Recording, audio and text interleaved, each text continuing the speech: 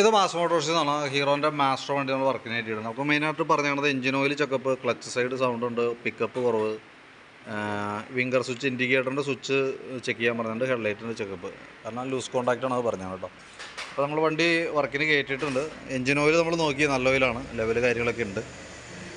Oil മാറ്റേണ്ട ഒരു ടൈമൊന്നും ആയിട്ടില്ല കേട്ടോ, അത്യാവശ്യം നല്ല ഓയിലാണ്. അപ്പോൾ എഞ്ചിൻ ഓയിൽ അത് തന്നെ മതി.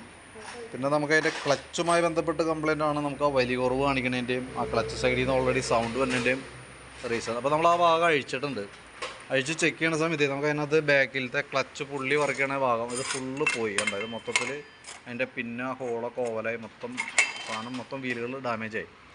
അങ്ങനെ തന്നെ വന്നപ്പോൾ സ്വാഭാവികമായിട്ടും അത് തന്നെയാണ് നമുക്ക് ബെൽറ്റ് ഇടുമ്പോൾ നിൽക്കാത്തതിൻ്റെ റീസൺ മെയിനായിട്ടേ. അപ്പോൾ ബെൽറ്റിൻ്റെ സൈഡൊക്കെ കട്ടായിട്ടുണ്ട്, ഈ സൈഡും ഒരഞ്ഞ് കട്ടായിട്ടുണ്ട്.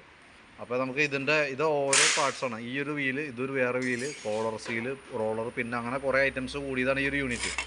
അപ്പോൾ ആ ഭാഗങ്ങളെല്ലാം തന്നെ നമ്മൾ മാറ്റേണ്ടതായിട്ട് വരും.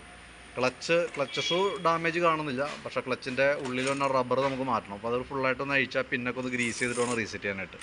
ക്ലച്ച് ഔട്ടറൊക്കെ ആയാലും നല്ലോണം ക്ലീൻ ചെയ്തിടാം. അതിനകത്ത് ആ പൊടി കാര്യങ്ങളൊക്കെ ഉള്ളതുകൊണ്ട് തന്നെ ജർക്കിങ് വന്നതിൻ്റെ റീസൺ അതുമാണ്. പിന്നെ ഇതിനകത്തേക്ക് വരുമ്പോഴത്തേക്കും വേരിയേറ്റർ ബോഡിയും പോസ്റ്ററും ഇതും പ്ലേ കാണിച്ചു തുടങ്ങിയിട്ടുണ്ട്. അപ്പോൾ ശരിക്കും പറഞ്ഞാൽ ക്ലച്ചിനകത്ത് അത്യാവശ്യം എല്ലാ പാർട്സുകളും ഡാമേജാണ്, മാറ്റേണ്ട ഒരു സിറ്റുവേഷനാണ്. ഇത് CVT ക്ലച്ചാണ്. നമുക്ക് ഈ സൈഡിൽ ഓയിലോ കാര്യങ്ങളില്ല. നമ്മൾ കറക്റ്റായിട്ട് അഴിച്ച് ഒരു പീരീഡിൽ നമ്മളത് അഴിച്ചിട്ട് ഈ ഭാഗങ്ങൾ ഇതാണ് ഏറ്റവും കൂടുതൽ ഡാമേജ് വരാം. ആ ഭാഗങ്ങളൊക്കെ ഗ്രീസിങ് നടത്തി റീസെറ്റ് ചെയ്യണം. പിന്നെ നമ്മൾ അഴിച്ച് ചെയ്യുന്ന സമയത്ത് നമുക്ക് അതിൻ്റെ ബെൽറ്റിൻ്റെ കണ്ടീഷനൊക്കെ കൂട്ടത്തിൽ ചെക്ക് ചെയ്ത് പോകാൻ പറ്റും. പിന്നെ ഇവിടെ തന്നെ പ്ലാസ്റ്റിക്കിൻ്റെ ഈ ബുഷ് ഐറ്റംസൊക്കെ ഉണ്ട്. അപ്പോൾ അതിനൊക്കെ തേയ്മാനം വന്നാലും ഈ വീലുകളൊക്കെ അടിച്ചു പോകും.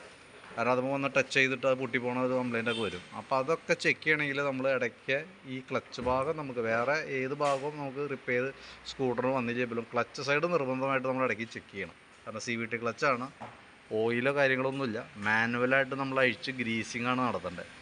അപ്പോൾ ഇപ്പം നമ്മളത് പാർട്സുകൾ മാറ്റിയാലാണ് വണ്ടി നമുക്ക് ഉപയോഗിക്കാൻ പറ്റുള്ളൂ. ഇനിയിപ്പോൾ നമ്മൾ പുതിയത് മാറ്റിയാൽ പോലും നമ്മളത് കറക്റ്റായിട്ട് മെയിൻറ്റെയിൻ ചെയ്ത് പോകാമെന്നുള്ളതാണ്. അതല്ലാന്നുണ്ടെങ്കിൽ സ്കൂട്ടർ മോഡലിൽ ഏറ്റവും മെയിനായിട്ട് വർക്ക് വരുന്നത് ക്ലച്ചിലാണ്. അത് നമ്മുടെ ശ്രദ്ധ കുറവുകൊണ്ട് വന്ന കേസാണ്. അപ്പോൾ ഞാനതിൻ്റെ ഈ പാർട്സുകളെല്ലാം തന്നെ ഉൾപ്പെടുത്തിയിട്ടുള്ളൊരു എസ്റ്റിമേറ്റ് പ്രിപ്പയർ ചെയ്തതിൻ്റെ ഡീറ്റെയിൽസ് വാട്സാപ്പിലേക്ക് ഇടാം. വീഡിയോ കണ്ടിട്ട് നോക്കിയിട്ടൊന്ന് റിപ്ലൈ ചെയ്യണം. നമുക്ക് അതനുസരിച്ചിട്ട് വേണം വർക്ക് കംപ്ലീറ്റ് ചെയ്യാനായിട്ട്.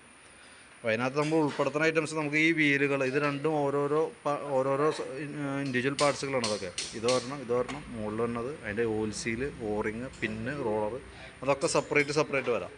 അതെല്ലാം തിരിച്ച് തന്നെ എസ്റ്റിമേറ്റ് കാണിക്കാം.